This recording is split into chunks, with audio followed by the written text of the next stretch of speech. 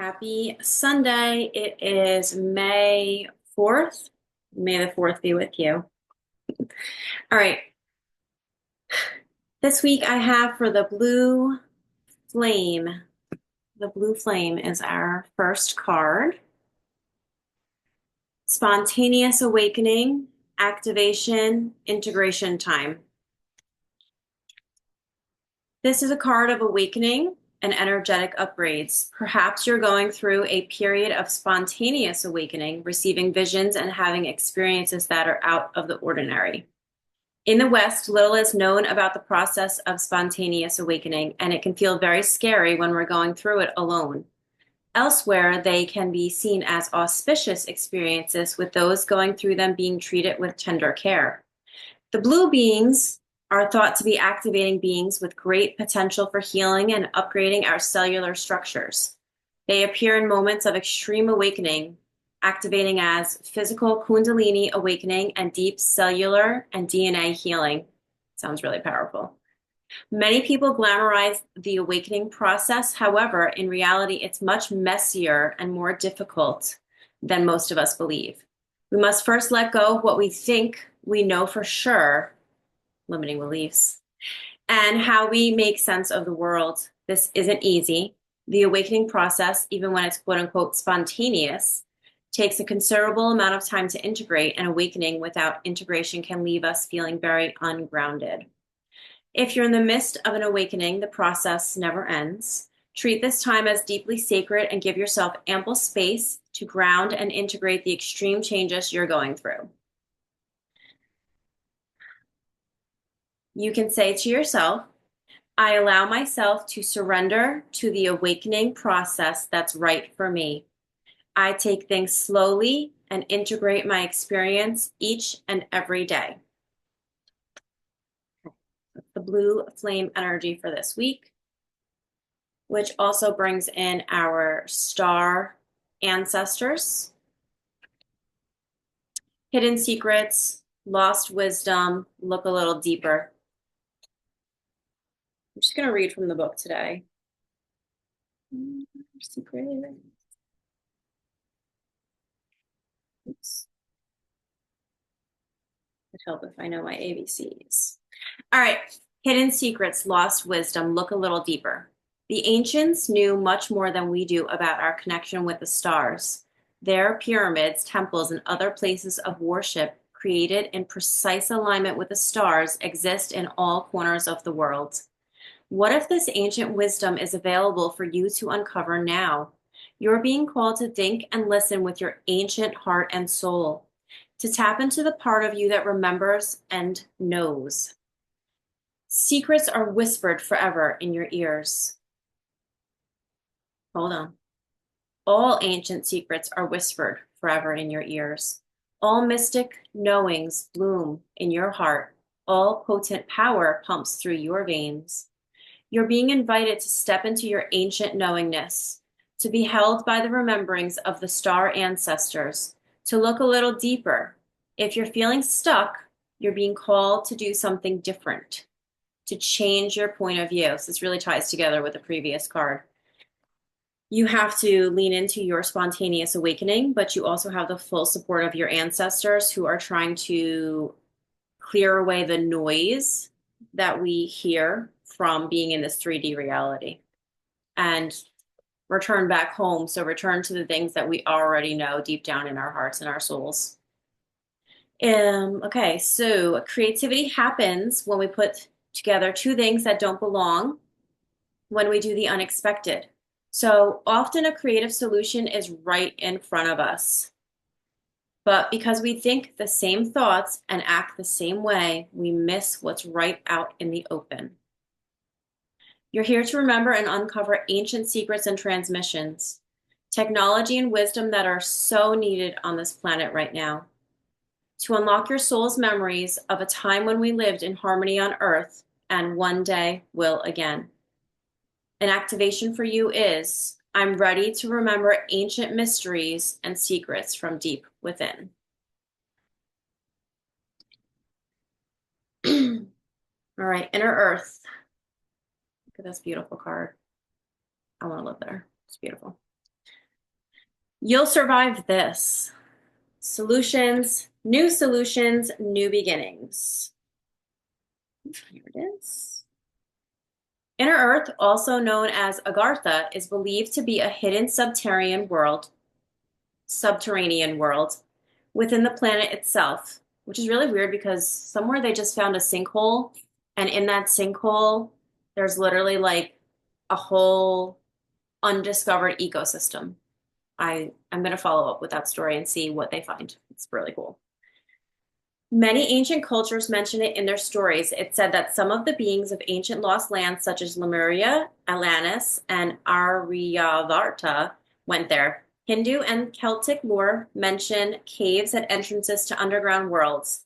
Tibetan Buddhism refers to the secret mystical city Shambhala, which is thought to be located in the Himalayas. Many have searched for inner earth in the physical world, but without success. So the mystery continues. Is it a place that exists in the physical or on another level of consciousness? There are solutions beyond what you can perceive. Surprising outcomes to your problems and situations, resolutions that are in the best interest of all involved. If you find yourself facing an obstacle or feeling stuck and have no idea what to do, you're being reassured that there is a way out. You'll survive this and things will work out. If you're stuck in a rut, do something to shake up the energy and shift your thinking. Try something you normally wouldn't do. Soon you'll see the whole new world of solutions are available. Things that were previously beyond your focus will present themselves. Helpful people, signs from the universe, and support in both expected and unexpected ways are on their way to you. But first, you need to do something different to shift your focus so you can receive them. All right, so don't stay stagnant. Don't stay doing the same thing every day. Okay, then I asked for that one, I asked for one more card to get this one, and then four more cards fell out. I was like, oh gosh, here we go. All right, Lost Lands. There's a theme here. Soul memories and gifts. You've done this before. This goes back to the inner earth knowledge that we all possess that is buried inside our minds. Not our minds, our souls. We know the knowledge. It's in there. It just has to be remembered, uncovered.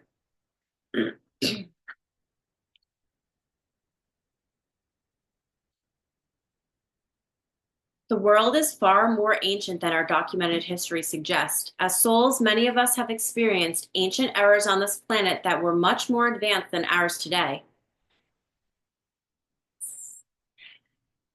As we begin to remember these times, the remembering and gifts can come flooding back. At this stage in Earth's timeline, we need the wisdom of the ancients to survive as a species. You're being called to connect with the lost wisdom of your own soul. If you feel guided to make a change in your life, to step into a new career path, birth a creation, or birth an idea to life, but feel unprepared, this card is calling you to consider that you've done this before. Perhaps your soul has wisdom beyond what your lifespan can imagine.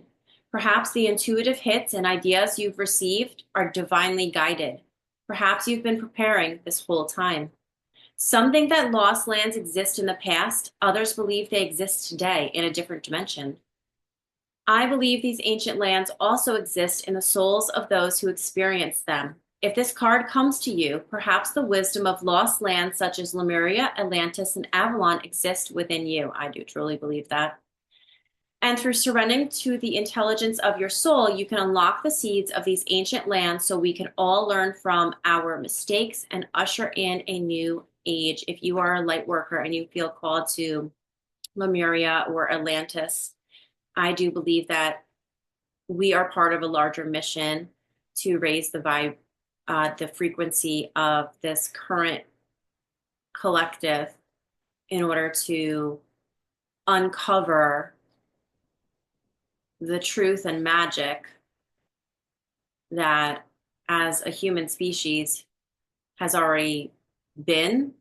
It's already happened, but then it got covered up by certain people of power, and history books were rewritten and changed. And that's why all of a sudden there's these things that are coming along that are like, wow, that's so ingenious, but it's not new technology.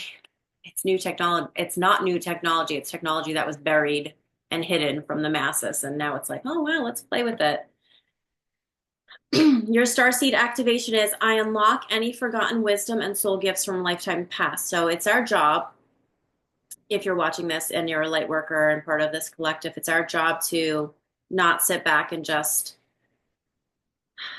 fall prey to what we are exposed to via the news, social media, etc. We have to lean in and come to rediscover the inner truths that we already know, that we have access to. Don't mind my hair. I didn't shower yet.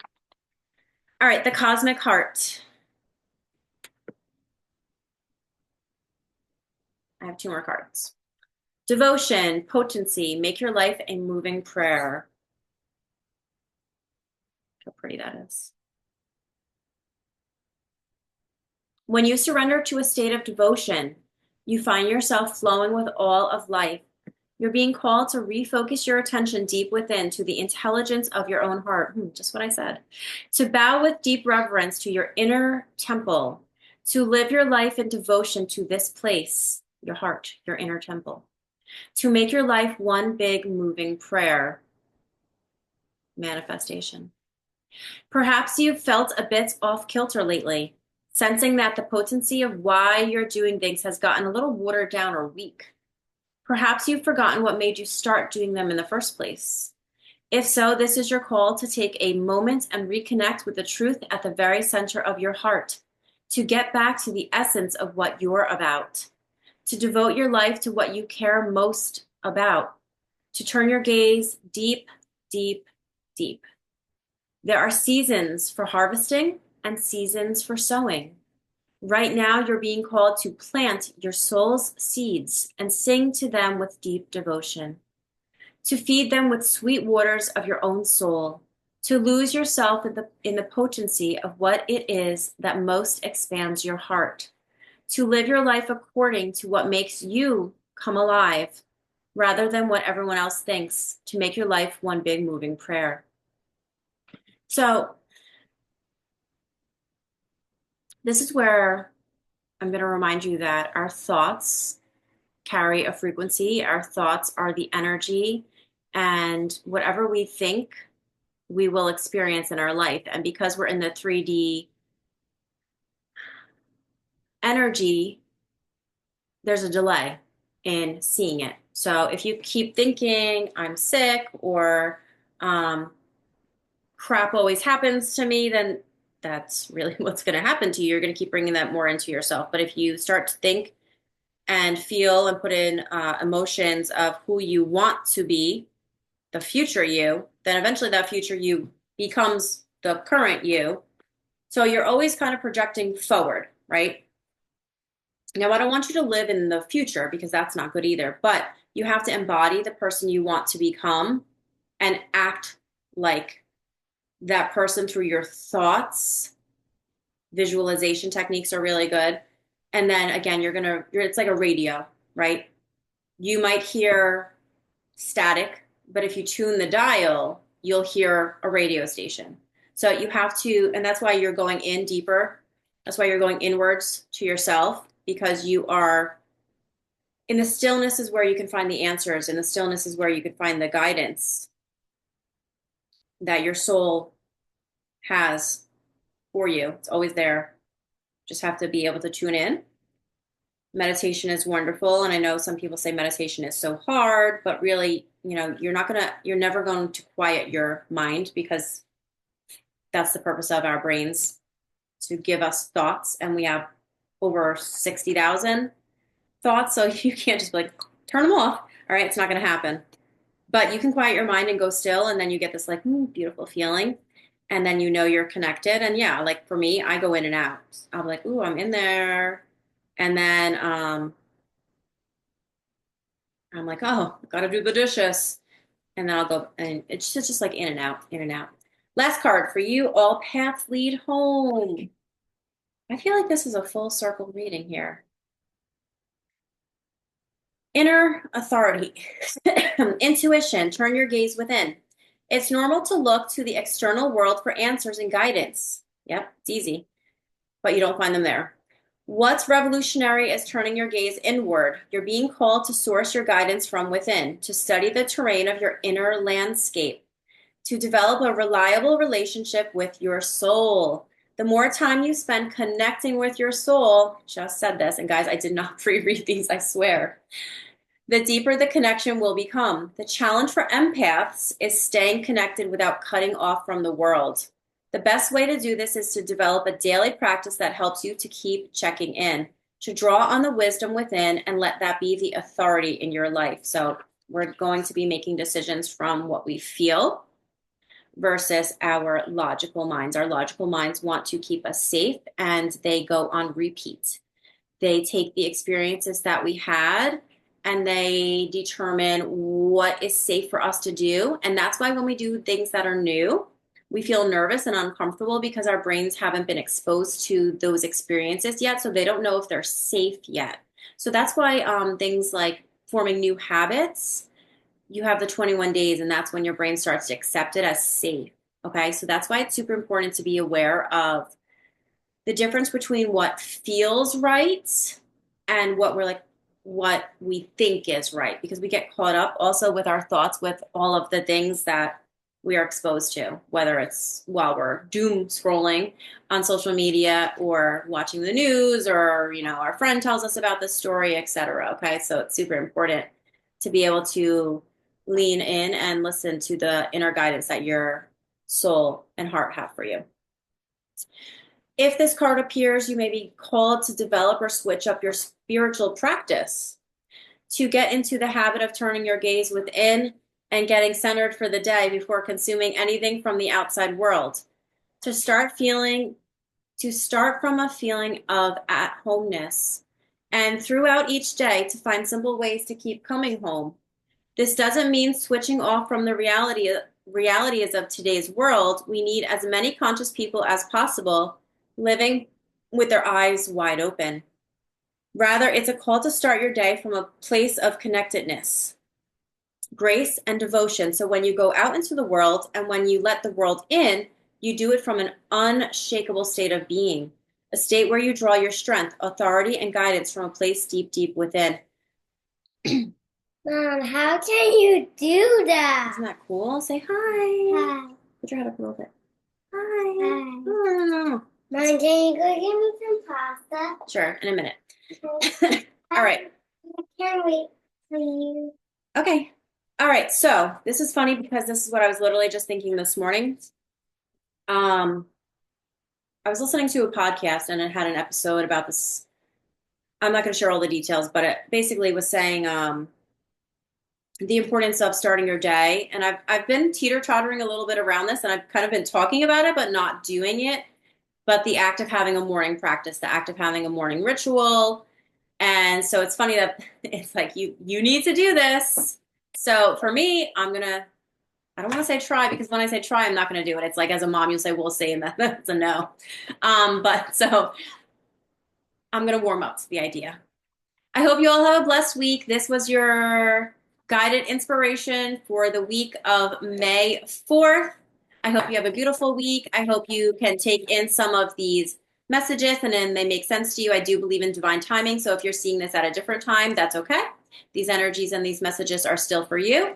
And have an amazing week.